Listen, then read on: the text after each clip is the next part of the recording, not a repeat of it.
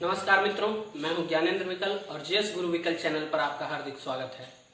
हम लोग साइंस में पढ़ रहे थे साइटोलॉजी वाला चैप्टर। साइटोलॉजी में हम लोगों ने देखा था, देखिए जो सेल होती है, सेल को दो पार्टों में बांटा था, साइटोप्लाज्म और न्यूक्लियस। तो साइटोप्लाज्म में जो जो भी पार्ट्स हैं उन सभी के बारे में हम लोगों ने देख लिया था। अब अगला है हमारा केंद्रक। केंद्रक के बारे में बात करें तो जो केंद्रक की खोज अगर हम कहें तो केंद्रक की खोज की थी रॉबर्ट ब्राउन ने।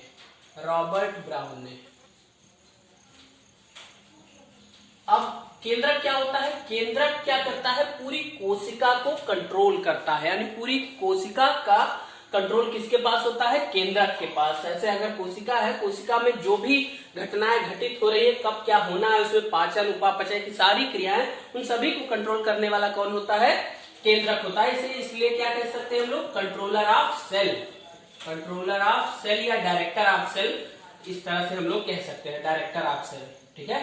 अब देखिए प्रोकैरियोटिक जो कोशिकाएं होती है, प्रोकैरियोटिक कोशिका में जो केंद्रक होता है ये अल्प विकसित होता है या अविकसित होता है। इसलिए जो प्रोकैरियोटिक होते हैं, प्रोकैरियोटिक जितनी भी कोशिकाएं होती है, प्रोकैरियोटिक कोशिकाओं में इसे इंसिपिएंट न्यूक्लियस कहा जाता है। इंसिपिएंट यानी कि अविकसित केंद्रक, इंसिपिएंट न्यूक्लियस होता है। ठीक है। बाकी यूकैरियोटिक कोशिकाओं में सभी में केंद्रक पूर्ण विकसित होता है।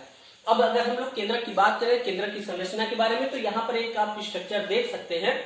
इसमें चार चीजें मुख्यतः होती हैं। तो देखिए ये जो बाहर वाली जो परत होती है, इसे हम लोग कहेंगे न्यूक्लियर मेम्ब्रेन। इसे हम लोग कहेंगे न्यूक्लियर मेम्ब्रेन। ठीक है। और इसके अंदर एक तरल भरा होता है, ये क्या कहलाता है? हमारा न्यूक्लियोप्लाज्म। जैसे कोशिका के अंदर भरा होता है तरल, इसे हम लोग साइटोप्लाज्म कहते हैं, वैसे ही एक गाढ़ा तरल भरा होता है केंद्रक के अंदर, जिसे हम लोग क्या कहते हैं? न्यूक्लियोप्लाज्म। और इसमें धागे जैसी संरचना दिखाई देती है। ये महीन धागे जैसी संरचना जो होती है, इसे कहते हैं क्रोमैटिन धागे, क्रोमैटिन थ्रेड्स कहते हैं। और इसके अंदर एक छोटी सी गोली सी डार्क संरचना होती है, जिसे हम लोग केंद्रिका कहते हैं या न्यूक्लियोलस कहते हैं। तो इस तरह से ये चार पार्ट हो जाते हैं। ये चारों याद रखना है। देखिए पहला जो है हमारा वो क्या है? केंद्रक झिल्ली। केंद्रक झिल्ली जो होती है ये द्विपरतीय संरचना है, दो परत की संरचना होती है। और इसमें बीच बीच में छिद्र होते हैं, जिसे न्यूक्लियर पोर कहा जा सकता है। न्यूक्लियर पोर जो होता है, इसके द्वारा कोशिका द्रव्य और केंद्रक के मध्य पदार्थों का आदान प्रदान होता है। तो ये है हमारा केंद्रक। बाहर वाली जो द्विपरतीय संरचना है वो केंद्रक झिल्ली होती है। और दूसरी बात करें अगर हम लोग, तो दूसरा क्या है? केंद्रक द्रव्य। एक जो गाढ़ा तरल पदार्थ भरा होता है वो केंद्रक द्रव्य। तीसरा है हमारा क्रोमैटिन धागे, बहुत ढेर सारे फैले हुए पतले पतले महीन धागे जैसी संरचना होती है, उसे क्रोमैटिन धागे कहते हैं। और चौथा है हमारा केंद्रिका।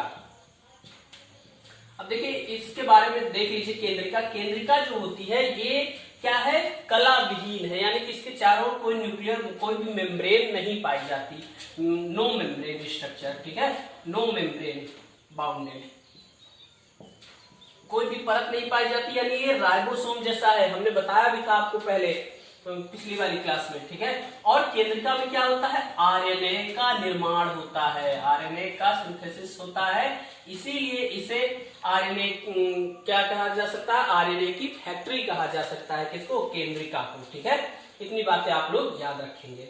अब देखिए क्रोमैटिन धागे जो होता है, ये क्रोमैटिन धागे कोशिका विभाजन के समय, यानी कि कोशिका में हमने बताया कोशिका में जो भी घटनाएं घटती हैं उन सभी को कंट्रोल करने वाला कौन है? केंद्रक। तो जब कोशिका विभाजन होता है, यानी कि एक कोशिका से दूसरी कोशिका जब बनती है, उस समय ये क्रोमैटिन धागे आपस में संघनित हो जाते हैं और संघनित होकर एक मोटी गाढ़ी संरचना बना लेते हैं, जिसे हम लोग क्या कहते हैं? गुणसूत्र कहते हैं। जिसे हम लोग कहते हैं गुणसूत्र या क्रोमोसोम्स। चलिए अब हम लोग बात कर लेते हैं क्रोमोसोम्स की। सूत्र जो होता है, यही क्रोमैटिन धागे जब आपस में कंडेंस्ड हो जाते हैं, संघनित हो जाते हैं, तो जो संरचना बनती है वो गुणसूत्र कहलाती है। गुणसूत्र की बात करें तो गुणसूत्र की खोज सबसे पहले किसने की थी? तो इसकी खोज जो की थी वो थी स्ट्रासबर्गर ने की थी।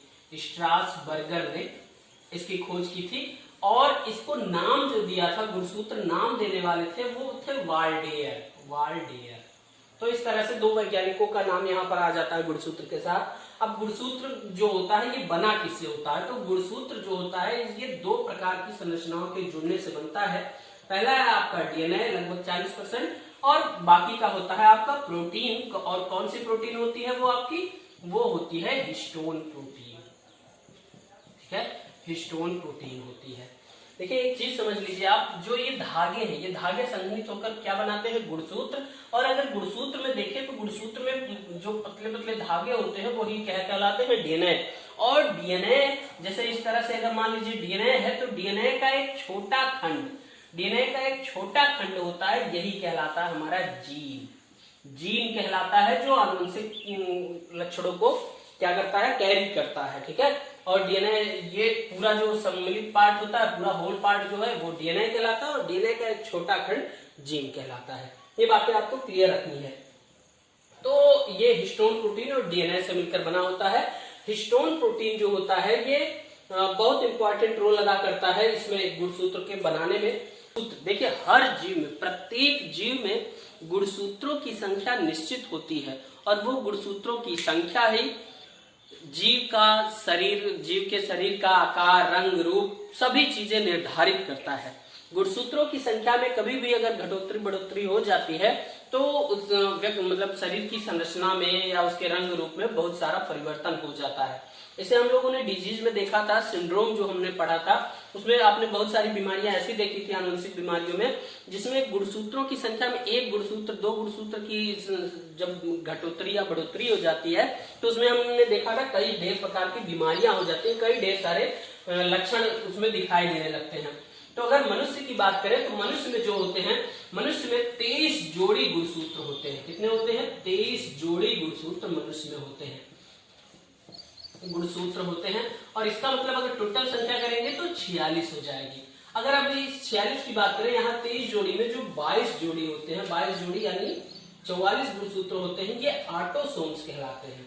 ऑटोसोम्स होते हैं यानी कि शरीर की दैहिक संरचना को, शरीर की रंग, रूप, बनावट, बुद्धि, ये सभी को निर्धारित करने वाले कौन होते हैं, ऑटोसोम्स होते हैं, जो 22 जोड़ी होते हैं, संख्या में 44 होते हैं। बाकी जो एक जोड़ी होता है वो कहलाता है एलोसोम्स कह सकते हैं, या सेक्स क्रोमोसोम कह सकते हैं। एलोसोम्स या सेक्स क्रोमोसोम कहते हैं इसको। और ये क्या करता है, व्यक्ति के लिंग का निर्धारण करता है, व्यक्ति के लिंग का निर्धारण करता है कि वो नर होगा या मादा होगा, मेल या फीमेल। अब देखिए इसमें क्या है, ये दो प्रकार के होते हैं। अगर XX है तो वो फीमेल हो जाता है, और XY है तो वो मेल हो जाता है। यहीं पे आप एक नोट पॉइंट बना लीजिएगा, यहाँ पर एक नोट पॉइंट लिख लीजिएगा। कुछ सरीसृप जैसे छिपकली है आपकी, छिपकली और मगरमच्छ जैसे सरीसृप जो होते हैं,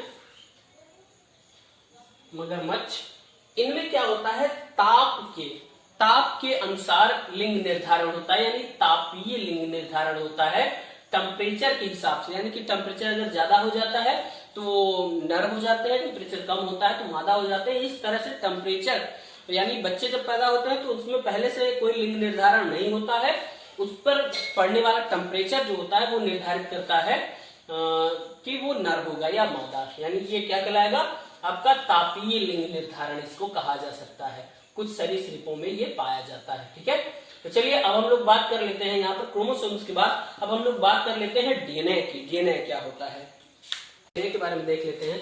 तो डीएनए का पूरा नाम भी बहुत इंपॉर्टेंट होता है, जो होता है आपका deoxy ribonucleic acid. Ribonucleic acid जो होता है ये डीएनए का पूरा नाम होता है। और आप जानते हैं किसी भी जीव में जो आनुवंशिक लक्षण होते हैं वो एक पीढ़ी से दूसरी पीढ़ी में ले जाने का काम कौन करता है, वो होता है आपका डीएनए।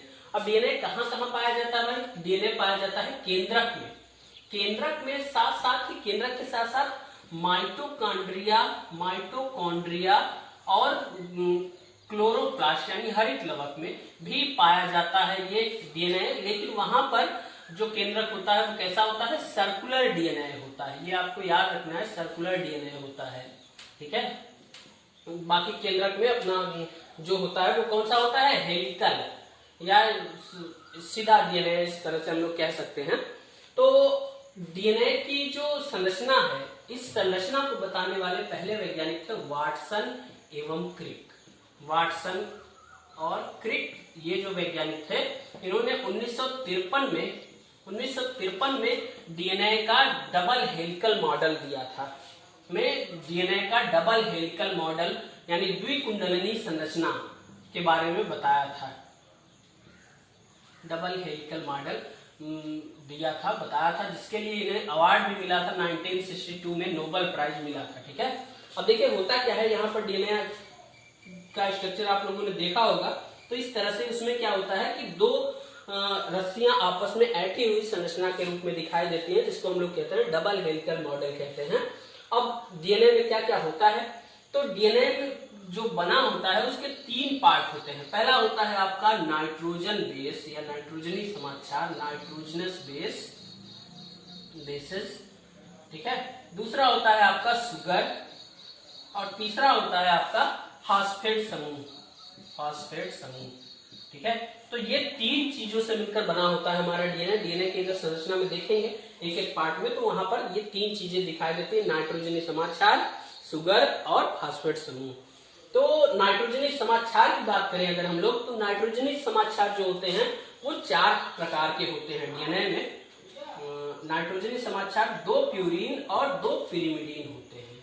प्यूरीन यहाँ आपको दिख रहा है, देखिए नाइट्रोजनी समाचार की बात कर रहे हैं हम लोग। नाइट्रोजनी समाचार में यहाँ पर डीएनए में जो होता है वो 2 प्रकार के नाइट्रोजनी समाचार पाए जाते हैं। एक होता है प्यूरीन आपका, और दूसरा होता है पिरिमिडीन। ठीक है, पिरिमिडीन। तो इस तरह से यहाँ पर प्यूरीन और पिरिमिडीन में बांट सकते हैं, जिसमें प्यूरीन में 2 प्रकार होते हैं। एक होता है आपका एडेनिन और दूसरा होता है गुआनिन। इसी तरह पिरिमिडीन भी 2 प्रकार का होता है, थायमीन और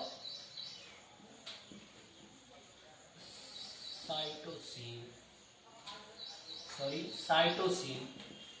ठीक है, जबकि आरएनए में भी इसी तरह पाया जाता है, लेकिन थायमीन की जगह पर यूरेसिल पाया जाता है। अब देखिए शुगर की बात करें तो इसमें जो शुगर होती है, शर्करा जो होती है, वो क्या कौन सी होती है, डीऑक्सी राइबोज शर्करा, डीऑक्सी राइबोज शुगर पाई जाती है। और एक फास्फेट समूह होता है। इनके ये जब जुड़ते हैं तो डीएनए का एक खंड तैयार होता है, उसे हम लोग कहते हैं न्यूक्लियोटाइड।